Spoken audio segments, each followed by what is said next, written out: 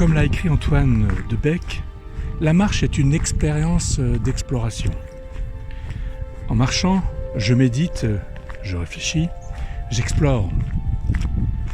Un chemin m'attire, il m'intrigue, il me fait même grandir et respirer un air pur.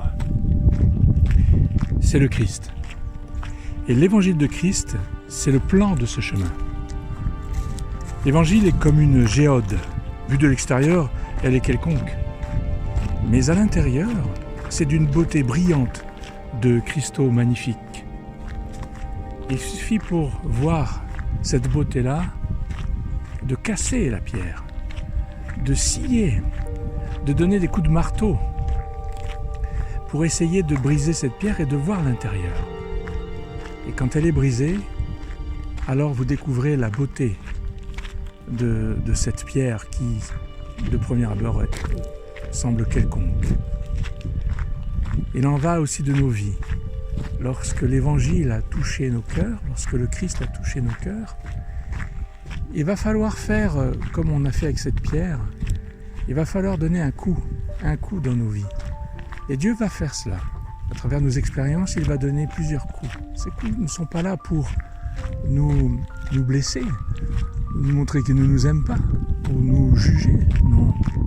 Ces coups-là, ce sont des coups très particuliers, très spéciaux. Ce sont des coups que le Saint-Esprit nous donne. Et ces coups-là nous permettent justement d'aller dans le profond de notre être et de voir ce que le Seigneur a mis dans notre être, cet être nouveau. Et cet être nouveau, c'est ce que l'Évangile nous dit, c'est la vie nouvelle, la nouvelle vie en Christ qui est dans nos cœurs et dans nos vies.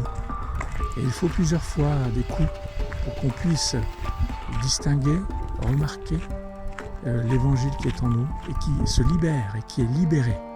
Et tous les autres hommes peuvent voir la beauté intérieure de notre être, comme la beauté intérieure de cette pierre qui a été cassée et dont on peut voir les multiples facettes de ces cristaux qui ont été forgés au cours du temps. Parce qu'il faut beaucoup de temps pour forger ces cristaux à l'intérieur de ces géodes.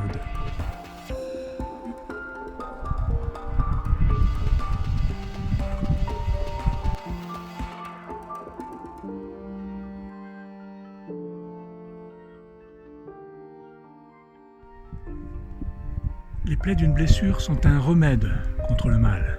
Et les coups que l'on reçoit purifient l'être intérieur. C'est le proverbe 20, verset 30.